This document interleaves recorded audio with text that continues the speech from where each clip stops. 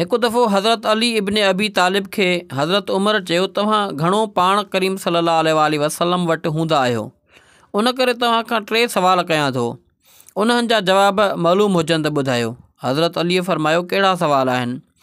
सवाल नंबर पहिरियों हुयो त कंहिंखे दुनिया में कंहिं सां मुहबत हूंदी त उनजी ॿी दुनिया में मुहबत रहंदी या न? कंहिंजी कंहिं सां दुश्मनी हूंदी, उहा बरक़रार रहंदी या न? जवाब में हज़रत अलीअ चयो त रहमतुल आलमीन सल्लल्लाहु अलैहि वसल्लम खां ॿुधो आहे। पाण फरमायो, रूहूं लश्कर वांगुरु गॾु आहिनि, उहे पाण में मिलनि थियूं, पोइ रूहनि जो पाण में तालुक़ पैदा थियो वञे, उन्हनि में पाण में मुहबत थियो वञे।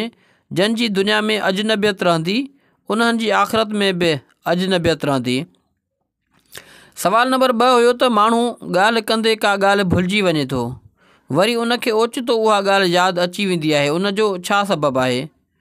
जवाब में मूं पाण सल्लल्लाहु अलैहि वसल्लम खां ॿुधो आहे त जीअं चंड जे अॻियां थोरी देरि जे लाइ ककर अची वेंदो आहे त उनजी रोशनी ख़तमु थी वेंदी आहे, ऐं ककर जॾहिं हटी थो वञे त चंड रोशन थी वेंदो आहे। इंसान जो ज़हन बि ईअं आहे, जॾहिं ज़हन ते ॻाल्हाइण दौरान ककर अचियो वञे त इंसान ॻाल्हि भुलिजियो वञे, जॾहिं उहे ककर हटियो वञनि त ॻाल्हि यादि अचियो वञे।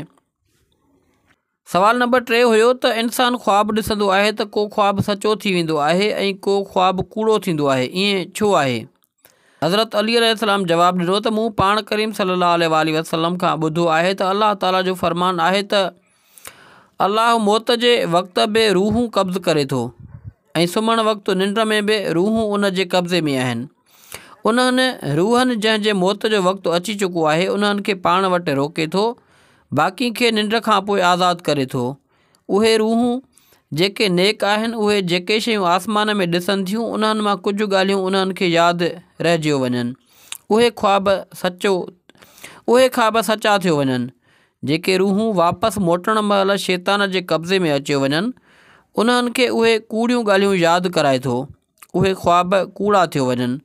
हज़रत उमर फरमायो, मूंखे मौत खां पहिरें 3 सवालनि जा जवाब मिली विया।